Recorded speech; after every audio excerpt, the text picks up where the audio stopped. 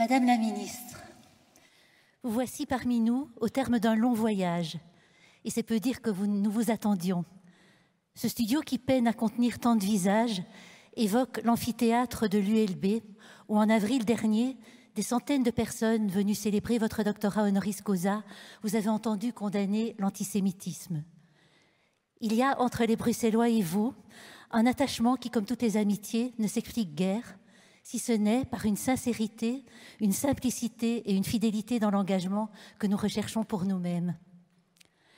La persistance et la fidélité caractérisent en effet une vie dédiée à la lutte contre l'injustice et à la conquête de la liberté. Né en Guyane, vous y fondez vos premiers combats politiques sur l'anticolonialisme et l'indépendance. Vous serez ensuite, durant près de 20 ans, député de ce territoire tant aimé et donnerez votre nom à la loi reconnaissant la traite et l'esclavage comme crimes contre l'humanité. Candidate à la présidence de la République française en 2002, vous axez votre campagne sur l'égalité des chances. Nommé garde des Sceaux, ministre de la Justice en 2012, dans le gouvernement de François Hollande, vous y porterez la loi dite sur le mariage pour tous, ouvrant le mariage aux personnes du même genre. Et quelques mois après cette réforme de civilisation, vous quitterez le gouvernement pour cause de différends profonds en matière de déchéance de nationalité. Vous direz à ce moment que parfois, résister, c'est rester, et parfois, c'est partir. Cette résistance marque vos combats d'aujourd'hui, qu'ils portent sur l'accueil des migrants, la lutte contre l'homophobie, la dignité des femmes, l'écologie ou l'accès à l'éducation. Car vous croyez profondément aux vertus de la conversation et d'une pédagogie indissociable de votre engagement citoyen. Économiste, sociologue et ethnologue, professeur, vous vous attachez à partager avec les jeunes les thèmes qui vous inspirent, vous empêchent de dormir et de vous endormir. Qu'il s'agisse du magistral « L'esclavage expliqué à ma fille », publié une première fois en 2002, ou des tout récents « Murmures à la jeunesse », vous leur présentez l'engagement comme une nécessité et une école de liberté. Vous leur citez Édouard Glissant. « Pense avec le monde, il ressort de ton lieu. Agis en ton lieu, le monde s'y tient. » Vous les encouragez à partager la beauté, un droit fort négligé et pourtant vital. Vous leur dites qu'il ne faut jamais être sûr de rien, sauf, je vous cite, de ne jamais trouver la paix si je m'avisais de bâillonner ma conscience. Vous êtes une magnifique intranquille. Et comment parler de vous sans évoquer votre culte des musiques et des mots, de cette langue française qui, tout au long d'un parcours, parcouru par le doute, le combat et la conquête, vous a exalté, consolé, et à laquelle vous rendez le bel hommage d'une langue ciselée, ardente et poétique, joyeuse et grave. Je vous cite. « Quoi que vous cherchiez à savoir ou à ressentir, à comprendre ou à percevoir, à saisir ou à entrevoir, quelque part, un livre répond à votre quête. » C'est ce que vous dites dans un dernier ouvrage dédié à la baroque sarabande des compositeurs, des écrivains et des poètes qui vous ont construite. Qui pouvait, mieux que vous, donner son ampleur et sa profondeur à la réflexion qui, aujourd'hui et demain, rassemble à Flagey, autour d'une 50aine d'oratrices, un public vigilant, la religion dans la cité, le corps dans la religion. Dans une belle interview au journal Le Soir, vous définissez la laïcité comme un principe de concorde, en ce qu'elle pose que par-delà toute singularité ou appartenance, chacune et chacun d'entre nous est sujet de droit et doit jouir des mêmes libertés, partager les mêmes obligations. Vous croyez au droit, à la liberté et aussi à l'amour, qui, dites-vous, est, attention, à la fois anxieuse, humble et conquérante au bonheur de l'autre. Cette foi, vous nous faites l'honneur de la partager avec nous ce soir. Merci, madame. Nous sommes toutes à vous.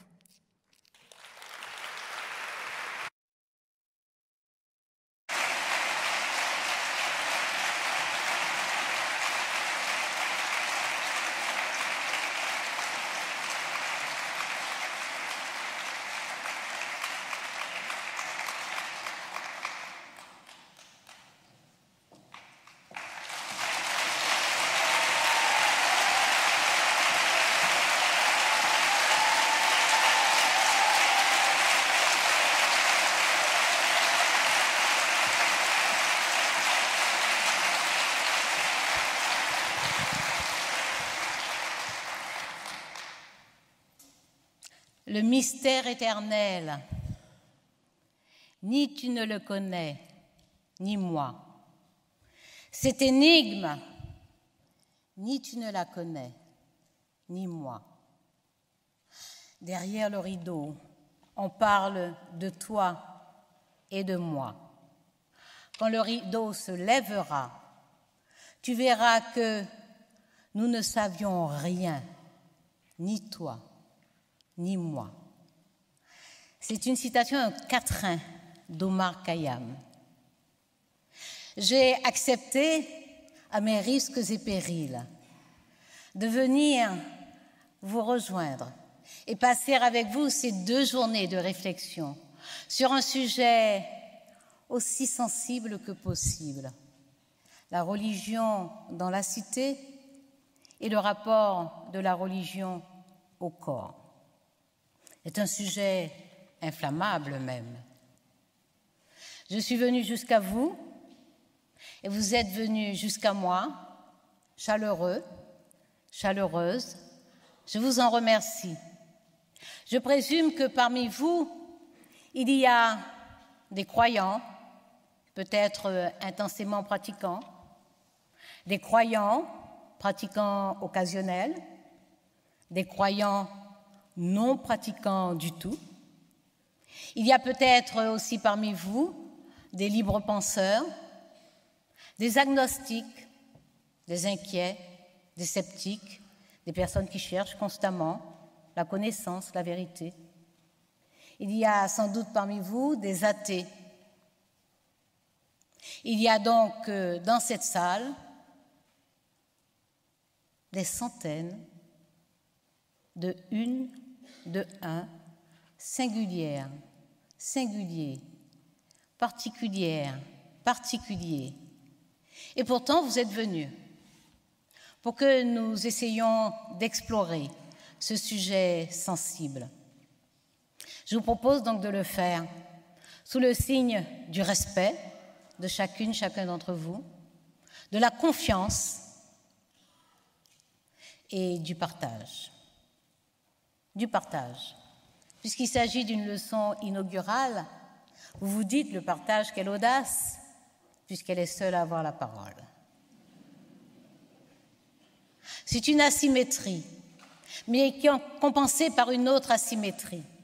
C'est que oui, puisque je suis seule à avoir la parole, je suis seule aussi ce soir à prendre le risque d'un éventuel malentendu, à prendre le risque d'être incomprise sur un point parce que je n'aurais pas été assez précise. Donc, les asymétries se compensent l'une l'autre. J'espère que vous me le pardonnerez.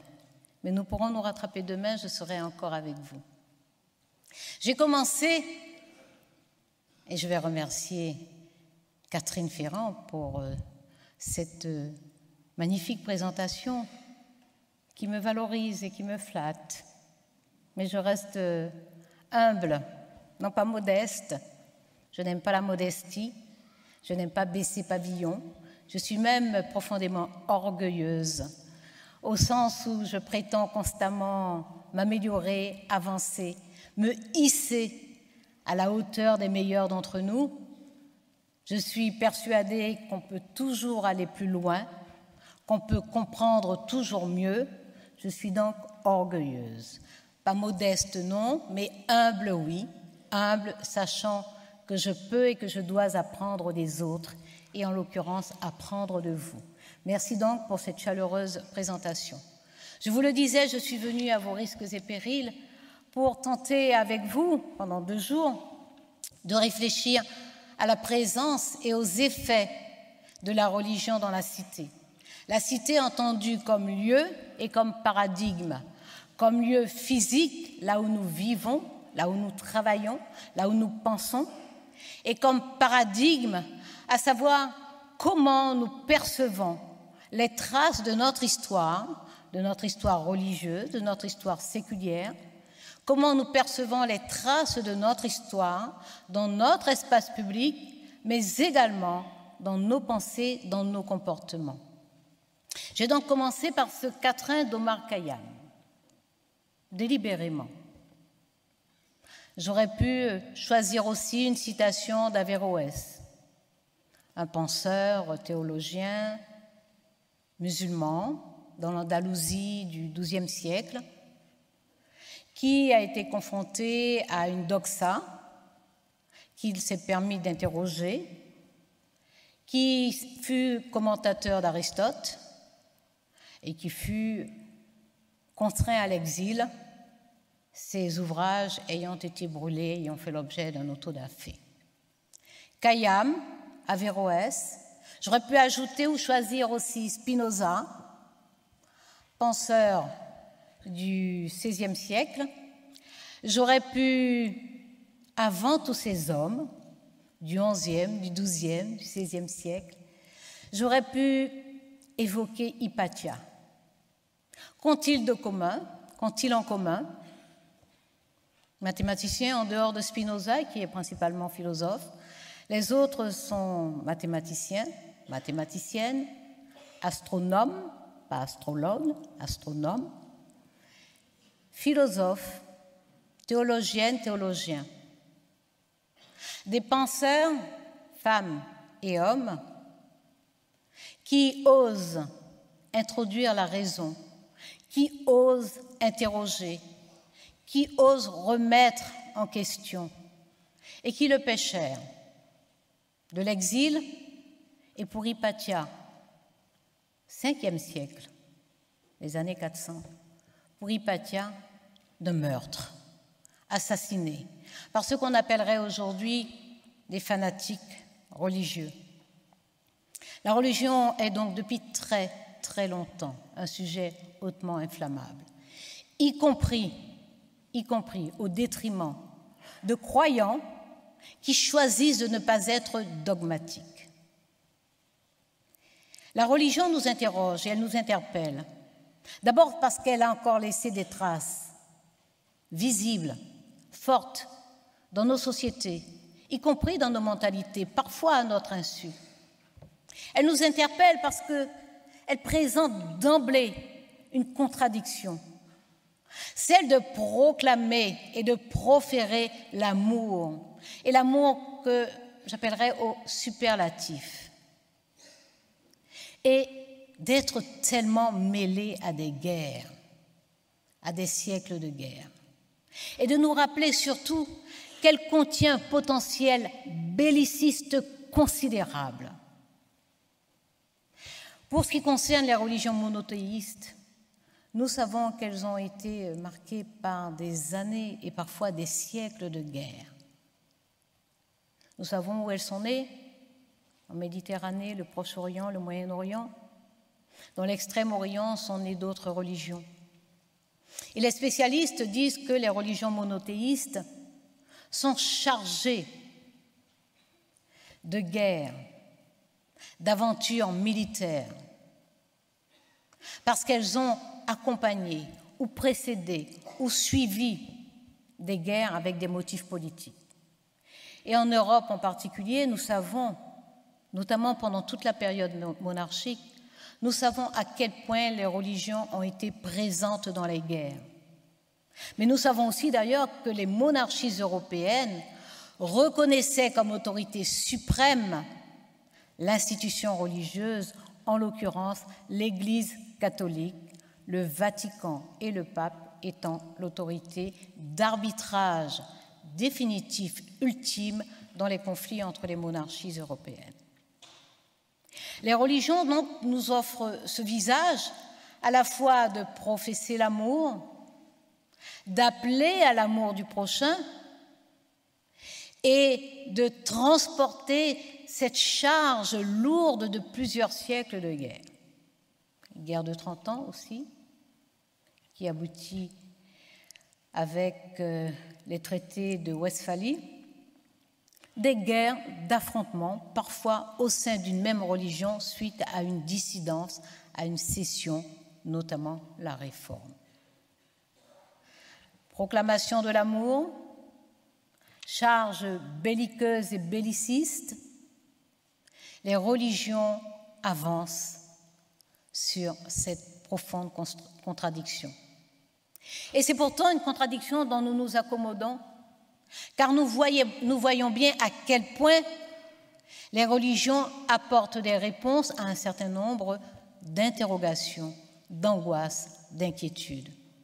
Et c'est peut-être là la réponse un peu énigmatique, mystérieuse, à l'attachement de millions de personnes à des religions, malgré la connaissance qu'elles ont à la fois de ce passé belliqueux militaire et de ce potentiel belliciste pour celles et ceux qui brandissent la religion comme justification de leur agressivité, de leur violence, de leur refus de l'autre.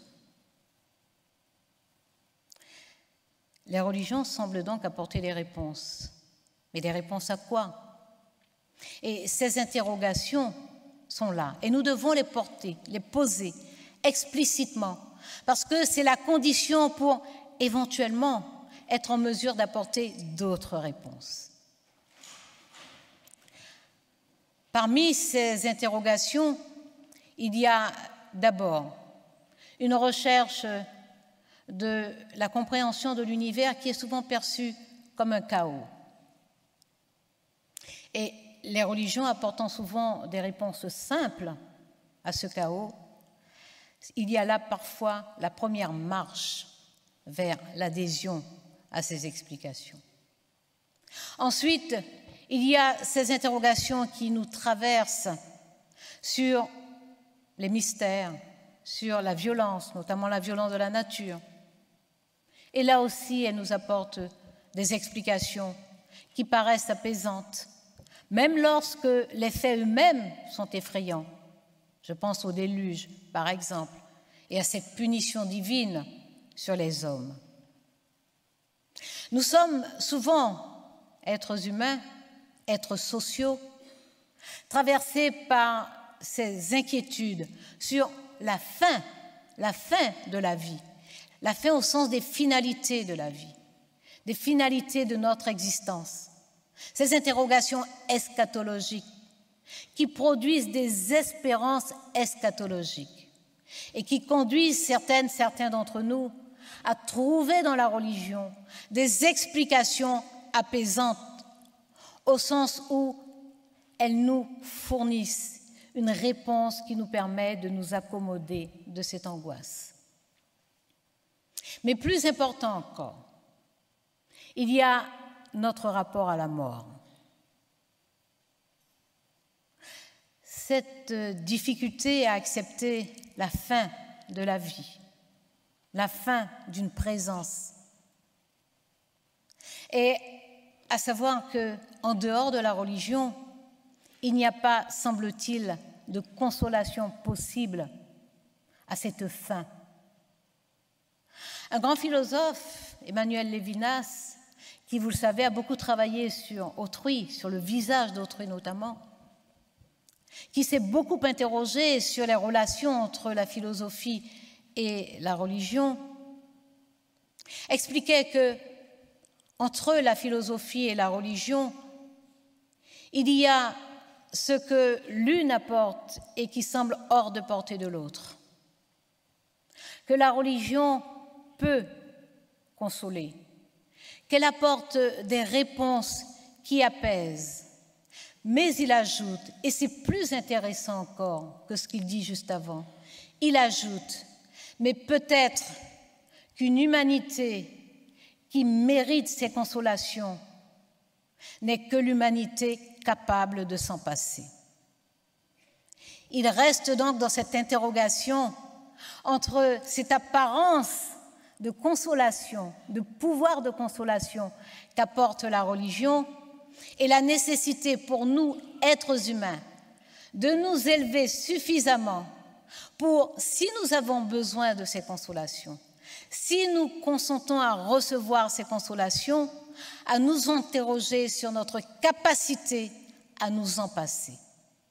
Et je crois qu'il y a là une invitation extrêmement puissante à aller au-delà de ce besoin de réconfort et à passer peut-être à cette interrogation qui conduit certaines et certains parfois encore vers le chemin de la religion, mais qui ouvre d'autres chemins. C'est ce que certains appellent le besoin de transcendance. Ce besoin de transcendance, à savoir, est-ce qu'au-dessus de moi, il y a quelque chose? Est-ce qu'au-delà de moi, il y a quelque chose? Est-ce que je peux agir pour des motifs qui ne se formulent pas en termes exclusivement rationnels? Il semble donc, pour celles et ceux qui ont réfléchi profondément sur le rôle des religions, car soyons sans ambiguïté, je ne m'exprime pas ce soir en tant qu'experte en religion. J'ai étudié 1001 choses et pas celle-là de façon méthodique. Pour celles et ceux qui ont étudié en profondeur la religion, il est évident que le besoin de transcendance qui traverse des êtres humains sans religion, et on pourrait dire anté-religieux, c'est-à-dire avant que les sociétés s'organisent avec un lien de cohésion autour de la religion, que ce besoin de transcendance est aussi celui qui, dans les sociétés profondément religieuses, conduit massivement les citoyennes et les citoyens, les sujets, à se tourner vers les religions. Est-ce que nous pouvons nous satisfaire de trouver dans les religions des réponses à ces questions? Et est-ce que si nous ne voulons pas les trouver dans les religions, est-ce que cela invalide ces questions? Il y a des alternatives, je viens de le dire, avant que les sociétés ne soient avant que les religions ne soient instituées dans les sociétés, il y avait ce qu'on appelle la quête de spiritualité, y compris sans Dieu, dans des sociétés animistes, dans des sociétés polythéistes. Il y avait des interrogations sur l'après, il y avait des interrogations sur le sens du quotidien, il y avait des interrogations sur le rapport à l'autre.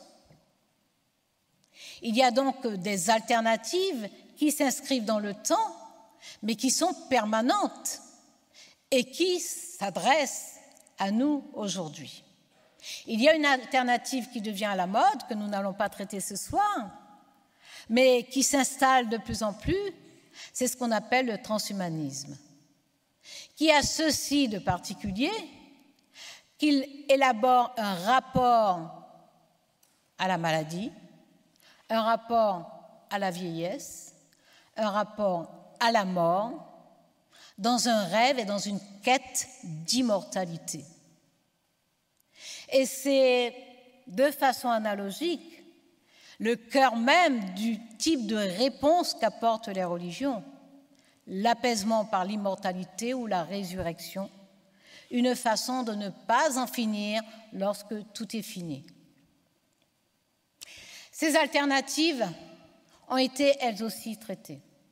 Et dans l'interrogation que j'essaie de partager avec vous, je me demande comment des auteurs qui ont été des auteurs extrêmement rationalistes ont eu à se débattre d'une certaine façon avec le poids et je pourrais dire la pesanteur de la religion. Vous savez, parce que nous sommes voisins et que je sais avec quelle passion vous suivez l'histoire française et la politique française, qui parfois ne vous le rend pas à égalité, de façon très injuste, parce que chaque fois que je me suis penchée sur votre histoire, j'y ai trouvé des pépites. Donc c'est très injuste que de façon aussi naturelle que vous, nous ne soyons pas aussi curieux à la fois de votre histoire et de votre actualité. Alors c'est vrai que l'actualité en France est souvent plus remuante qu'elle ne l'est ici, et je parle d'expérience entre autres, mais chaque fois que je me suis penchée sur votre histoire, j'y ai trouvé des pépites. Lorsque je me suis penchée sur l'émergence de la laïcité, j'ai trouvé des pépites. Sur la création de la Ligue de l'enseignement, de la Ligue des droits de l'homme, j'ai trouvé des pépites. Sur l'émergence des luttes sociales et de l'organisation du milieu ouvrier, de la création des mutuelles, des coopératives, j'ai trouvé des pépites. Donc, nous aurions intérêt à mieux connaître votre histoire. Il demeure que là aussi, nous avons un rapport un peu asymétrique. Mais vous connaissez, je sais que je parle à des personnes qui savent de ce que je dis, lorsque j'évoque la Révolution française. La Révolution française, c'est le renversement d'une société très stratifiée qui est organisée à partir de la monarchie autour de 3 ordres, donc la noblesse, le clergé et le tiers-état. Une société qui s'assume en tant que société inégalitaire. Et la Révolution va prétendre faire imploser cette société inégalitaire, établir donc le principe d'égalité entre tous, entre toutes, entre tous plutôt, nous reviendrons sur le entre toutes, établir donc le principe d'égalité et permettre l'émancipation individuelle. Or, que se passe-t-il à l'occasion de cette révolution? D'abord, évidemment, le suffrage universel n'est pas instauré. Les femmes dont la société se méfie le plus. Et il y a là, sans doute, une empreinte forte, durable et encore contemporaine de l'influence de la religion sur la totalité de la société. Une influence contemporaine qui, d'ailleurs, a été inversée parce qu'à tous les coups, les femmes perdent. Lorsque la société est très stratifiée, que le clergé, parce que pour ce qui concerne la France, c'est l'Église catholique qui a cette puissance, je vous rappelle toute l'histoire de l'autorité du Vatican, lorsque le clergé a cette influence, les femmes sont placées d'une certaine façon sous le regard du clergé, sous le jugement du clergé. Mais lorsque la société se sécularise et que la Révolution prétend libérer les individus, ceux-là même qui sécularisent disent « Attention, il faut se méfier des femmes parce qu'elles sont sous l'influence du clergé ». Donc nous perdons côté société conservatrice, passé et stratification sociale inégalitaire. Nous perdons encore côté révolution, volonté égalitariste, société de progrès. Et les femmes sont traitées avec la plus grande rigueur et la plus grande injustice sous la Révolution. Quelques figures émergent. Olympe de Gouges, qui se bat pour la reconnaissance des droits de la femme et de la citoyenne, et qui a compris que la révolution ne peut être complète si elle ne concilie la libération de tous les individus, l'égalité entre tous les citoyens, donc la suppression de la stratification sociale, l'égalité pour les femmes, la liberté pour les esclaves, la solidarité avec les ouvriers et les chômeurs. Elle l'a compris, elle le proclame. Olympe de Gouges, vous le savez, finira sur l'échafaud.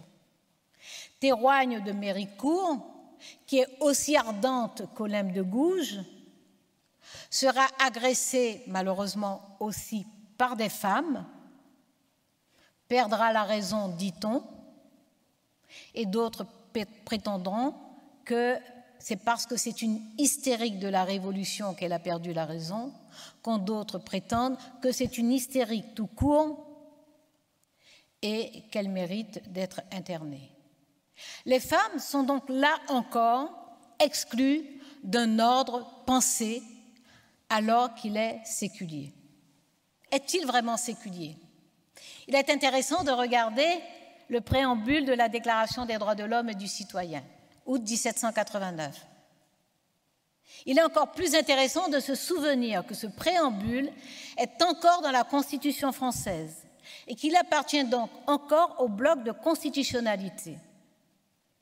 Le dernier alinéa de ce préambule dit que l'Assemblée nationale, en présence et sous l'égide de l'être suprême, déclare les droits suivants. Robespierre. Que se passe-t-il pour que, renversant un ordre inégalitaire où le clergé joue un rôle extrêmement important et dominant, Les révolutionnaires écrivent dans la Déclaration des droits de l'homme et du citoyen sous l'égide de l'être suprême.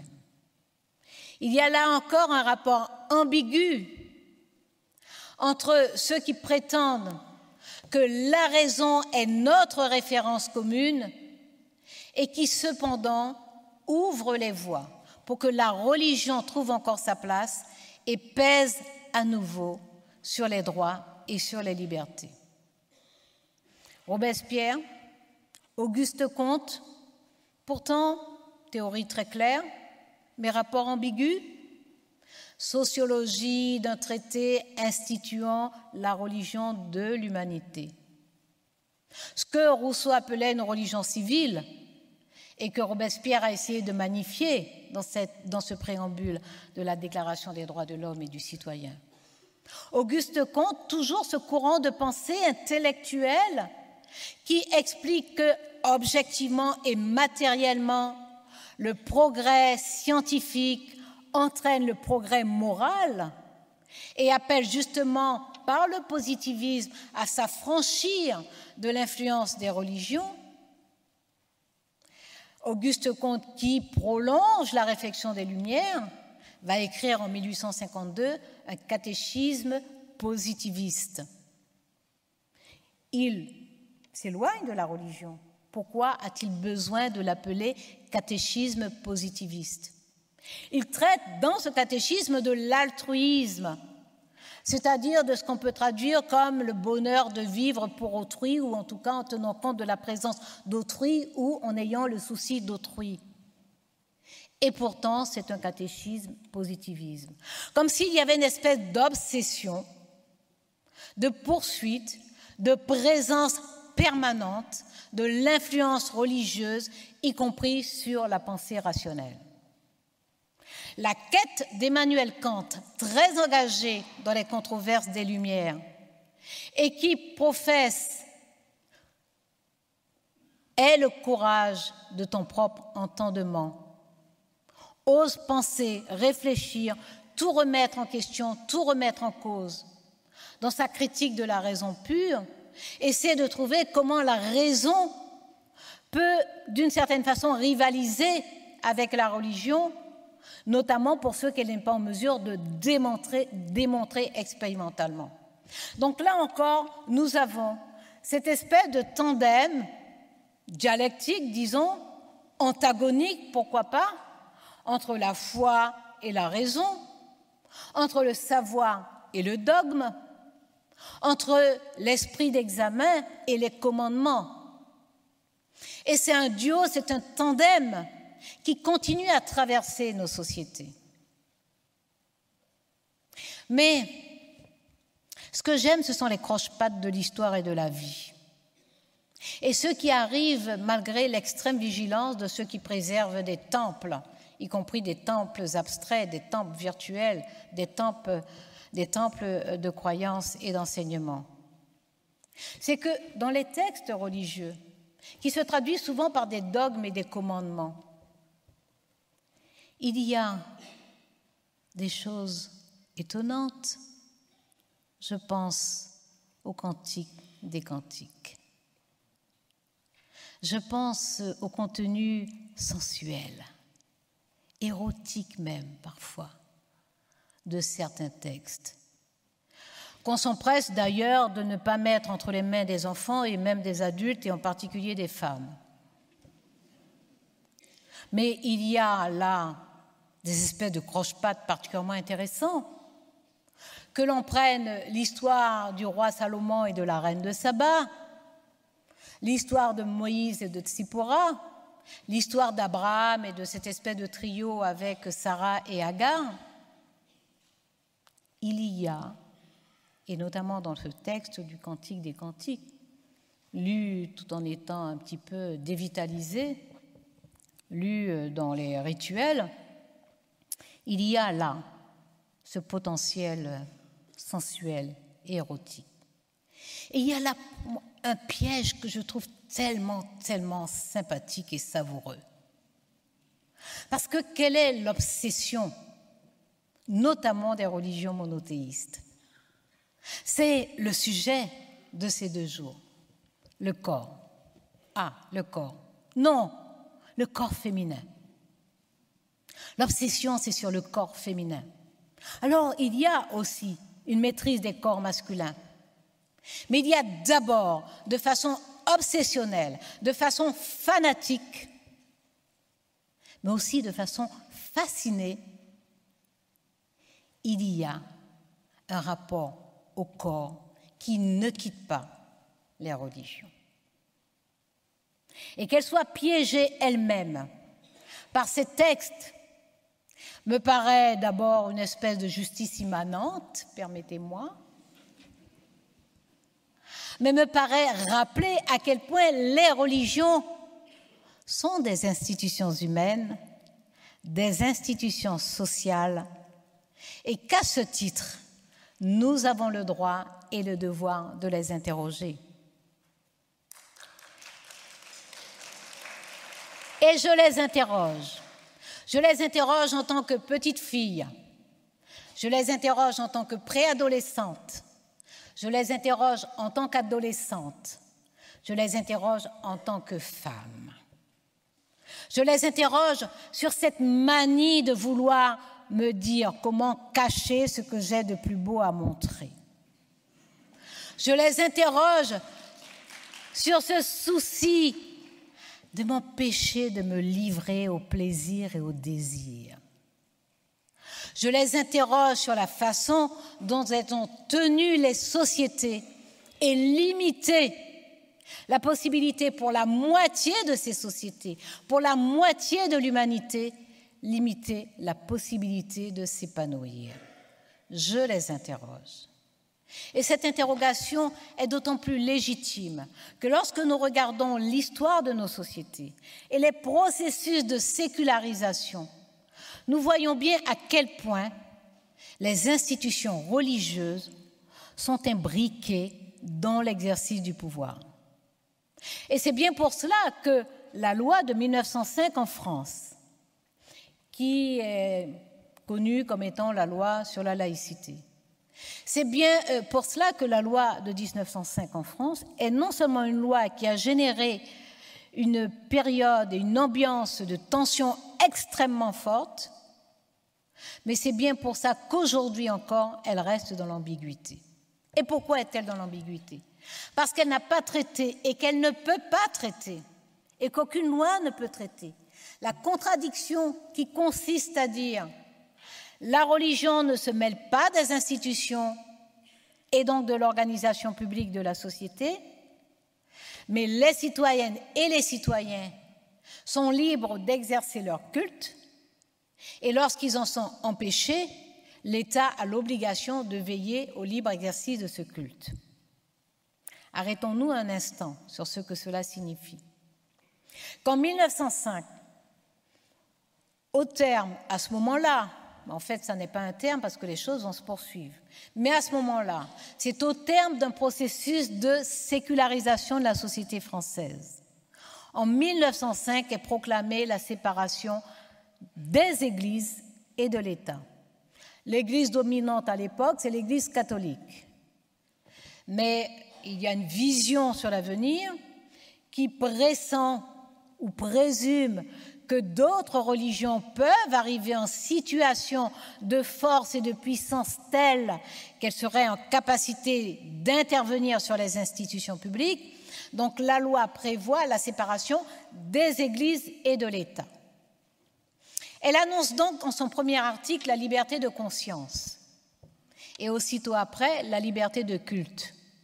Et aussitôt après, elle va plus loin puisqu'elle dit que l'État doit veiller au libre exercice des cultes.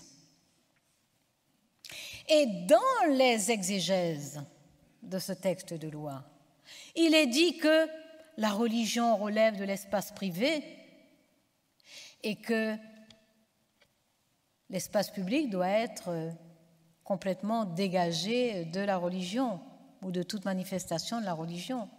Sauf que dans la loi même se trouve la contradiction. Et dans les faits, dans la réalité. Pourquoi? Parce que si la spiritualité est une affaire intime, avec ou sans Dieu d'ailleurs, parce qu'il existe des spiritualités sans Dieu. Il en a existé avant les grandes religions, il en existe. Si la spiritualité est une quête intime, une affaire personnelle que l'on vit en dedans de soi et donc par conséquent dans l'espace privé, la religion religérée qui relie, qui suppose l'exercice de culte, forcément se pratique dans un espace public. Et les religions qui sont des institutions, qui ont influencé les institutions publiques, les lois, les règles, les comportements, ces religions-là sont présentes dans l'espace public.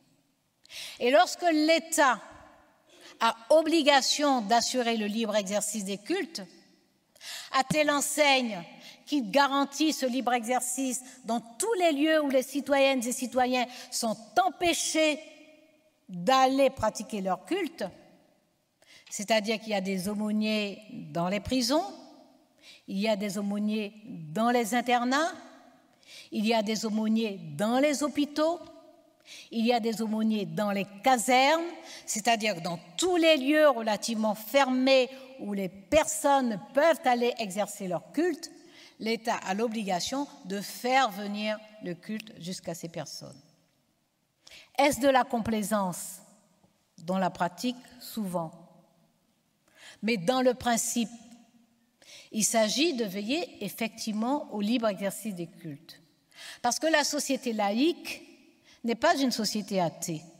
C'est une société, en tout cas, ce ne sont pas des institutions athées. Ce sont des institutions neutres qui reconnaissent le libre exercice des religions dans la cité, mais qui disent que ce libre exercice de religion dans la cité ne peut gêner la voisine ou le voisin.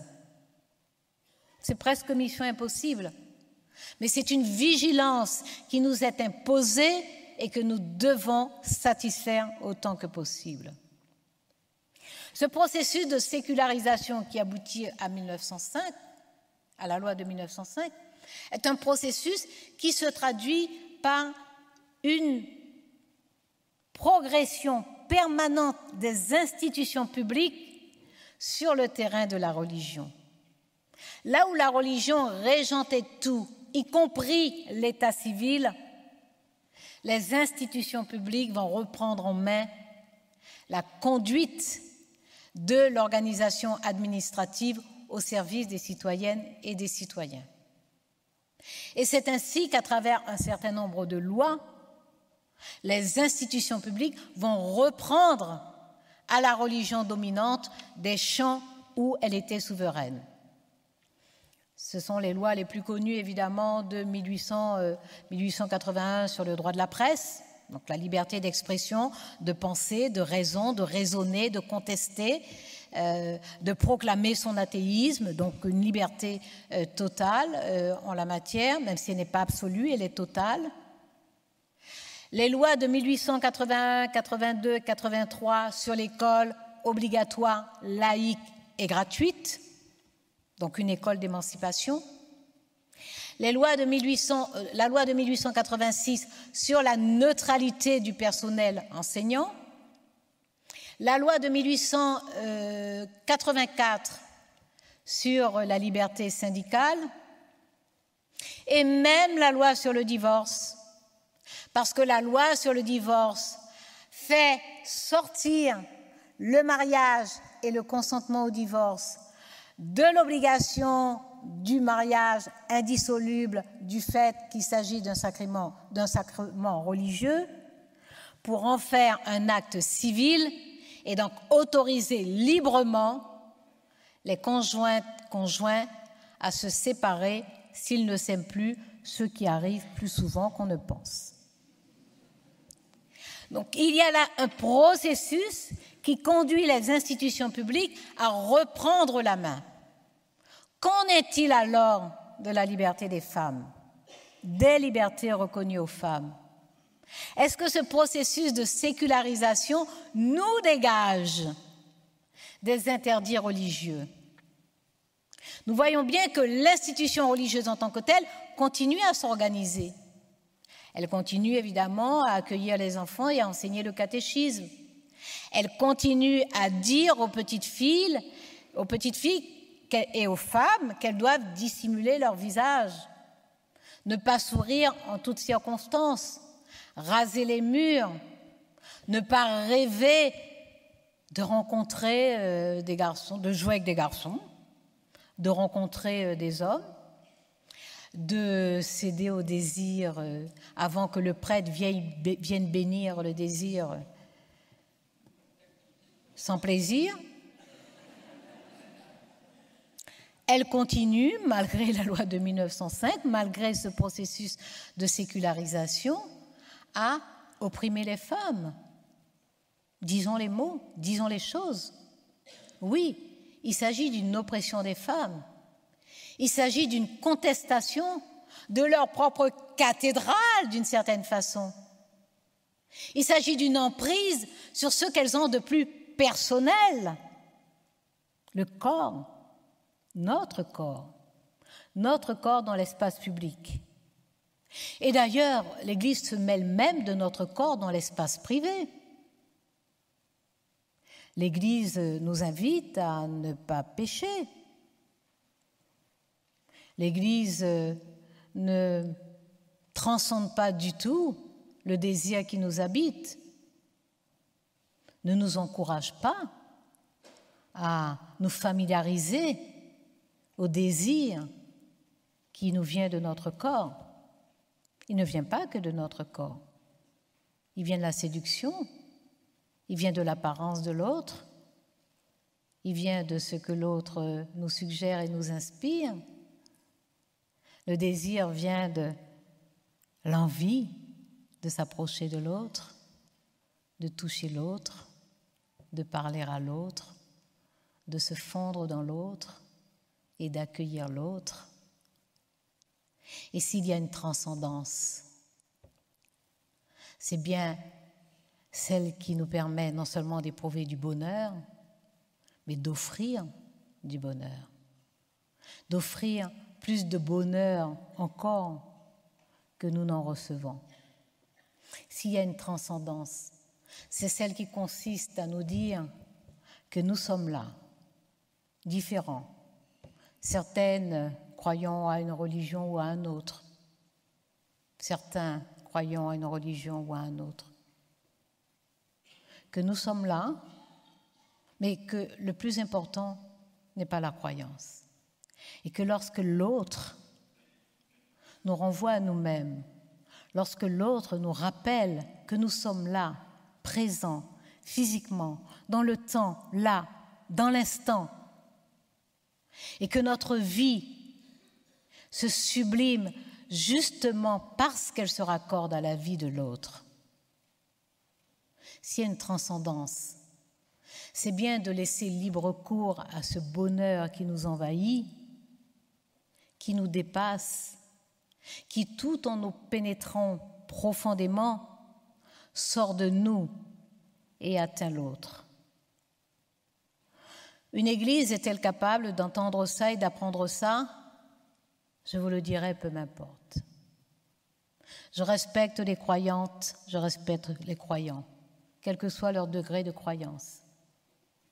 Je respecte l'idée et le principe même des religions, comme tentative d'explication du monde, comme proposition de réponse d'apaisement. J'entends, je respecte, jusqu'à ce que les religions entendent et respectent que, indépendamment de nos croyances, nous sommes des êtres sociaux, nous sommes des sujets de droit et que nous vivons dans des sociétés où des libertés ont été conquises de haute lutte, où des libertés ont été payées chèrement par celles et ceux qui ont eu l'audace de les penser, de les rêver, de les vouloir et de mettre en péril leur liberté, leur réputation, leur vie parfois. Nous vivons dans des sociétés qui sont objectivement plurielles, de 1000 points de vue. Du point de vue des croyances sans doute, mais de 1000 autres points de vue, nos sociétés sont plurielles. Et la force de la laïcité, ça n'est pas de récuser les religions, ça n'est pas de refuser que des citoyennes, des citoyens aillent chercher réconfort et consolation dans des religions. La force et la puissance de la laïcité, c'est de dire, nous prenons acte de ce que parmi nous, il y en a qui sont croyants, profondément croyants, au point de consacrer leur vie, toute leur vie, à une vie de chasteté, de renoncement, d'isolement, de silence. C'est leur liberté, femme ou homme. Nous sommes dans des sociétés où certains ont besoin de croyances, de principes, d'explications, de réconfort. Nous vivons dans des sociétés où certains proclament haut et fort, mais je ne crois en rien de tout cela. Ce que m'explique la science me suffit largement, et la raison est mon seul principe de compréhension de l'univers, de la vie, de la terre. Nous vivons dans des sociétés où certains ne sont jamais tranquilles d'esprit, cherchent, interrogent, rejettent, reprennent, inventent, construisent. Nous vivons dans des sociétés où nous avons le souci des autres, où nous pouvons nous dire « je suis solidaire de ma voisine, de mon voisin ou de l'étranger qui passe, parce que c'est mon prochain et qu'un être suprême m'a dit que je dois l'aimer comme moi-même. » Mais dans ces mêmes sociétés, nous avons des personnes qui disent « Oh, je fais attention à ma voisine, à mon voisin. Oh, je vais faire un geste pour cette personne que je ne connais pas, dont je ne sais pas le nom, mais qui semble en difficulté ou qui semble avoir juste besoin de parler. Ah, cette personne nous vient de loin, je ne sais de quel pays, de quelle culture et je ne sais quelle langue elle parle. Mais il y a des langues universelles et nous nous comprendrons. Et je l'aiderai parce que c'est une sœur, parce que c'est un frère, et que je crois au principe de fraternité, et que je n'ai pas besoin d'une transcendance, d'une récompense à venir pour avoir ces gestes. Ce geste prend tout son sens dans le fait que moi, je suis un être humain, et que mon humanité elle-même s'exprime par la conscience et l'acceptation, l'accueil de l'humanité de l'autre. C'est le principe même de l'altérité. Il y a donc la possibilité d'avoir le souci de l'autre par le goût du prochain et par la peur de l'au-delà et de la sanction divine. Ça me paraît assez mesquin. Et puis, il y a la possibilité d'avoir le souci de l'autre parce que nous avons conscience de qui nous sommes. Nous avons conscience d'appartenir à une espèce et que cette espèce doit pouvoir vivre l'égalité. Une égalité ontologique liée à l'espèce elle-même et à l'appartenance à cette espèce. Une égalité anthropologique. Nous savons qu'il existe de nombreuses sociétés dans le monde et que malgré des cultures différentes, malgré des civilisations différentes, malgré des langues différentes, malgré des choses qui nous échappent, qui nous paraissent opaques, il y a là des personnes qui sont nos égales et nos égaux en tant qu'êtres humains. Et une égalité politique, au sens où nous croyons que le progrès, c'est de reconnaître l'autre en tant que tel. C'est d'accepter que l'existence même de l'autre justifie la mienne. Et l'on peut être athée de la façon la plus absolue et avoir cet amour de l'autre et être à ce point attentif à l'autre et être à ce point conscient que ma propre existence prend tout son sens dans l'existence de l'autre. Alors nous pouvons continuer à croire, nous pouvons nous offrir de ne pas croire, nous devons continuer surtout à vivre et à penser. Et s'il y a un enseignement à retirer de ces 2 jours de réflexion qui se poursuivront donc demain, s'il y a un enseignement à retirer, c'est qu'est-ce qu'en tant qu'individu, qu'en tant que personne, j'apporte à l'ensemble? Et est-ce que le ressort qui me propulse vers les autres et donc vers l'ensemble, est-ce que cette impulsion de l'intérieur qui me rappelle à chaque seconde que j'appartiens, est-ce que moi je contribue à les nourrir? Est-ce que j'ose penser par moi-même? Est-ce que j'ose l'esprit critique? Est-ce que j'ose donner libre cours à mon propre génie et apporter ma part dans le patrimoine commun?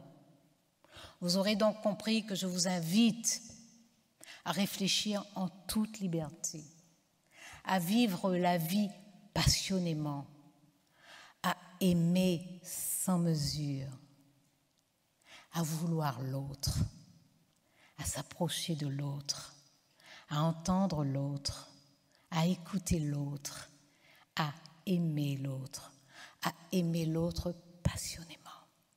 C'est en aimant l'autre passionnément que l'on apporte de l'amour pour soi-même. Donc que chacun d'entre nous apporte sa part dans la pensée, dans les idées, qu'en tant qu'espèce humaine, nous continuions notre marche vers une émancipation qui peut être stimulée par la religion, mais qui peut, je vous l'assure, être stimulée en se passant de la religion. Et pour le faire, ayons conscience de ce que nous sommes capables d'être, de dire, de penser, de créer, d'inventer, d'offrir, de partager. Apportons donc notre part. Nous pouvons le faire sous l'injonction d'un très grand poète cubain, Nicolas Guillen. Fais que ta vie soit la cloche qui retentit ou le sillon d'où fleurit ou fructifie l'arbre lumineux de la pensée. Merci.